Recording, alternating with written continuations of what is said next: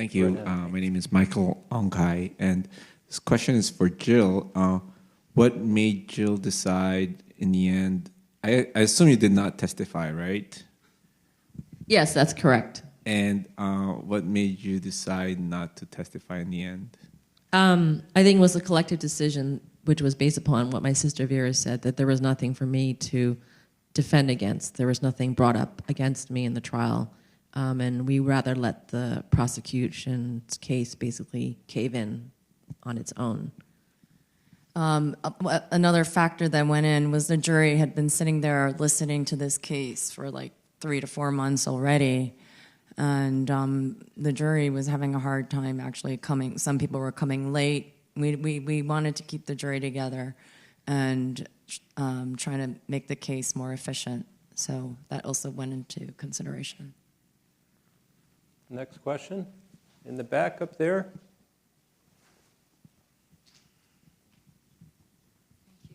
This is a question for Mr. Sung. You remind me a lot of my father, so I was quite touched by the movie.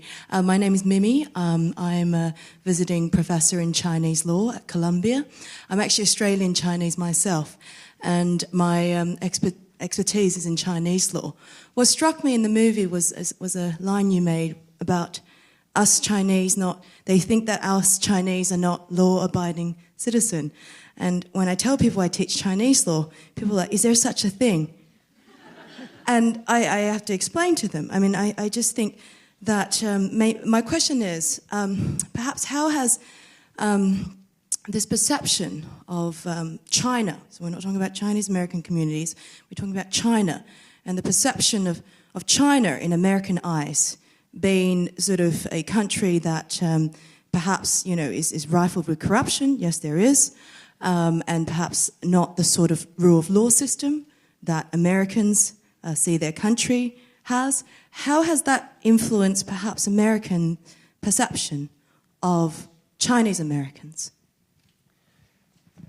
First of all, I have to apologize. I can't hear too well.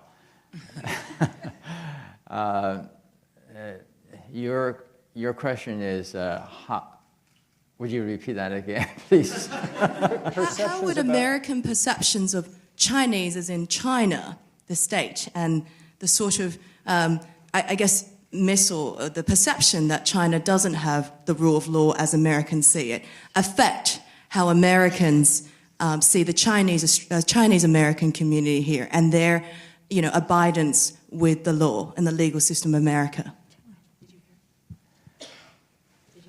Mark, tell him. It's Well, I'm sorry. She's a professor of law in Chinese law. She wants to know how the perception. You have to speak louder. Sorry. Yeah, this. Yes.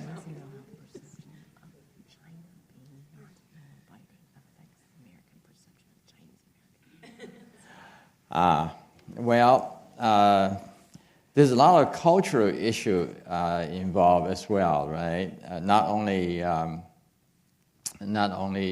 just the American side, but also the projection of the image, how we Chinese conduct ourselves in the United States, and how we are received and perceived as a part of the society. My concern with this case was that the prosecution, the prosecutor, Cyrus Vance, very much leaned towards a racial aspect of discrimination in this case by bringing witness after witness, which are not credible. It projects the image unfairly that Chinese are not law-abiding. And I thought that was, if it's not an overt act of discrimination, it is an implicit, insidious way of discriminating Asian American. So for that, I feel very strongly that that aspect of the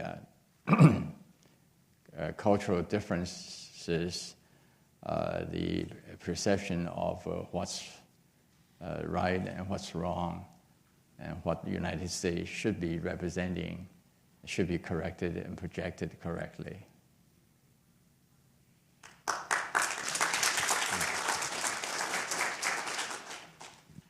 Gentleman in the white shirt. Yep. Thank you. My question is for the entire family. My name is Aaron. Thank you so much for sharing the movie and your story. My question is that it seems like, from what I heard, there is a real issue in Chinatown where a lot of people are operating cash businesses and don't necessarily have an official IRS paper trail that can prove some of their income that might be needed for a loan. To me, it seems like that opens up a real need in Chinatown for places that can loan to people who don't have that paper trail. I guess my question is, when you're taking on this risk yourself, is that a need, like an actual space you're looking to fill? People who don't have the necessary paper resources to get loans, but who do have the financial resources and do need to have loans? Or is that something that you as a bank don't want to operate in at all? You know, I opened the bank because I saw that Chinese was not able to obtain credit when they should be obtaining credit. The bank was formed to provide credit to people who are entitled to the banking services. We are not here to enforce a particular area of law that's not relating to providing banking services or credit. Now, to charge the bank in an aspect which is totally unrelated to our mission is again a form of discrimination. As a matter of fact, and I hate to emphasize that again, I believe the prosecutor has violated the law himself, very seriously so. The law provides that agencies are supposed to help minority institutions to foster their existence and to encourage their continuing existence to serve the community. And now here you have one person who single-handedly had the power, actually, to destroy an institution that part, from the criminal justice point of view, from a social justice point of view, are all incorrect. And for that reason, it is our belief that a case of this, like ours, should serve as an awakening call for the community that there are injustice in this society, even though we profess to be fair and democratic and just. Can I ask one family question, if I may, just since so much of this is a family story, and we're so grateful to have the entire family here. It's a big decision, right, in the middle of this. I mean, this film wouldn't exist had you all not agreed to open your lives and your homes and all those scenes in the restaurants and everything else to Mark and Steve James and their team. And I'm just wondering, was that a difficult decision? I mean, obviously, long before you knew how this would wind up. And who made that call? And was it unanimous, or was there a... Yeah, I just want to make one sentence, then you can all say that. Whatever you want to. You need to hear from Hui Lin, too. Yeah. I'm just saying you should let them talk. That's true. Here's again. I think a situation like this could not be unanimous. Of course, there's many different opinions. I was in favor of it, but you ladies can express your own thoughts. So I'd known Mark, and our family had known Mark for about 10 years now already. And I'd been telling Mark about what had been going on when the trial began, even before when the trial began. And he had said to me when the trial began, "Do you realize that you're the only bank that's been indicted in the wake of the financial crisis?" And at that moment, all I could think about was how we were going to focus and fight and win this case. So the next thing I know is Mark brings over a very famous director, Steve James. And I think we all knew, well, Jill knew him, I knew him because he had directed a movie called Hoop Dreams, which is very well received. And then when we met Steve, to Steve's credit, I think we all felt immediately very comfortable with him. And Chantrell has her point of view where she's... because I never let her speak. So. No, I actually hadn't heard of Steve James until he became interested in doing this documentary. And when I met him for the first interview, he was just so incredibly down to earth as a person, and probably this is why he's been so successful with his documentaries, because his subjects, I believe, feel comfortable enough to open up. And I hadn't, before speaking to him, had an opportunity to really speak about this whole experience and what was happening to our family and community to anyone other than family members or close friends. And so to be able to speak to an objective third party so honestly was really very cathartic. And so that's how I became probably very emotional, and you saw parts of that in the film. But just to go back to something that, Tom, you had asked us before we came into the auditorium tonight about, was this a difficult decision? I mean, I remember very acutely this feeling that in the end, even though each one of our family members might have disagreed initially as to whether or not we should agree to be filmed, we felt so strongly that we knew what we had done was right and that what was being done to us was wrong. And we felt that if in the end we didn't win this case, that's a story in itself that should be told. So it wasn't a fear that we were being filmed and then that suppose in the end we were found guilty. It was this feeling that our story just needed to be out there, because in the court of law, you're not allowed to introduce so many things that have occurred throughout this whole experience in this case. And we felt this was an opportunity to have our voice be heard in the court of public opinion, which we felt was equally or even more important.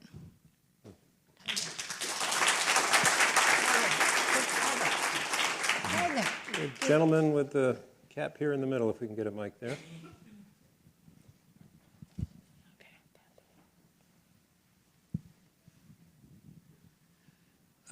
Chinese Americans have always been held to a higher standard than anybody else. When minorities have affirmative action, a Chinese student has to score 483 points more than anybody else to enter Harvard. How is your story, what are your plans to allow this film to let the world know that all men are created equal, but some more equal than others?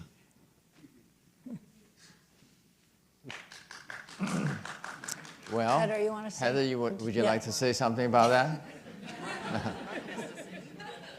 Yeah. Wow. I would say, first of all, that all men and women are created equal, especially when I've been with this family for as long as I have. Especially because I know this one would say that if I didn't. So the film has been out for, it's almost a year right now. We premiered it at the Toronto International Film Festival last year. It played the New York International Film Festival. It played 22 film festivals around this country and around the world.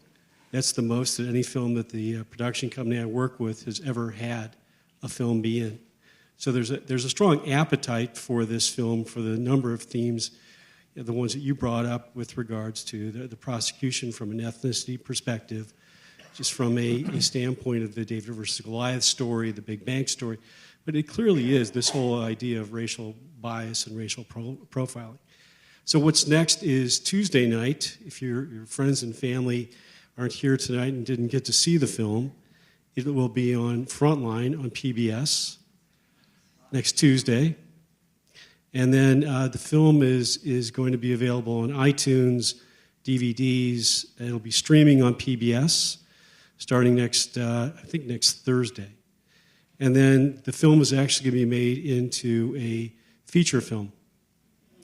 So we'll make that announcement actually on Monday. And I think that you all will be very excited about who the director is. This part I don't understand, because I don't understand who's going to play the roles of these, any better than the real thing. We have time for one more question, if we can take, oh my goodness, there are two people up there. I'm sorry, the guy in white had his hand up before. Thank you. So I had the pleasure go to a gala with Yilan Chao's family. Yilan Chao was honored by one of the organization with Chinese American, and it just feel like very similar about that experience with the father and all the daughters. Thank you. So, the point, I guess this is a pretty intense film, and it's 88 minutes, and you guys went through, I think I remember 67 days, and then plus 10 days of deliberation, and it must be really difficult for you guys, right? Very. Yeah, and the point, I think, remaining point is with the country still with very legal, expensive system, very expensive legal system versus power politics. Looking back over the whole life of your bank and those type of things, would you guys do things somewhat differently or not? I don't know. Would you do anything differently? No. Not necessarily on the trial itself, just business practice and including the trial or whatever comments. I'm going to answer partially to this. The thing that makes the songs to me so brave and courageous is the fact that in that closing room, that when they found out that Ken Yu was taking the bribe, that they could have let the bribe go through. They could have swept this under the carpet. And instead, they took the steps that then caused this whole series of events to unfold and the challenges that ultimately brought them together more closely as a family and to stand up for the community. So I'm giving you my answer, but I think they probably should give you the answer. Yeah, I just like to make one comment regarding the question that the gentleman asked earlier with respect to Chinese held to a higher standard. And I think that's a form of the university using this affirmative action to allocate like a quota system for the admission of Chinese in top schools. It's form of discrimination. If you really want the institution to be outstanding based upon excellence, then you should permit those who are qualified to come in, not based on certain artificial standard, such as limiting 25% of Chinese to a university like Harvard. Just think of it this way. If you were to say that we're going to allocate only a certain percentage of the people to play basketball, the black, for example, then you wouldn't have a wonderful black, American team, excellent basketball team, right? In the long run, if you factor outside of the academic interest, I think it's a form of discrimination. This is my own opinion. So I want to say something. Sure. So I know it's about to. I never had the education like my girls. I always wanted to be self-sufficient and independent. What I'm trying to say is when I came to this country in 1960, I was so happy to be in America. I mean, we've been married 55 years. This has been 56 years I've been in America. I would say, if I were not in this country, I don't think I could have survived in China. And I could not have been raising my 4 girls who all went to college, graduate school.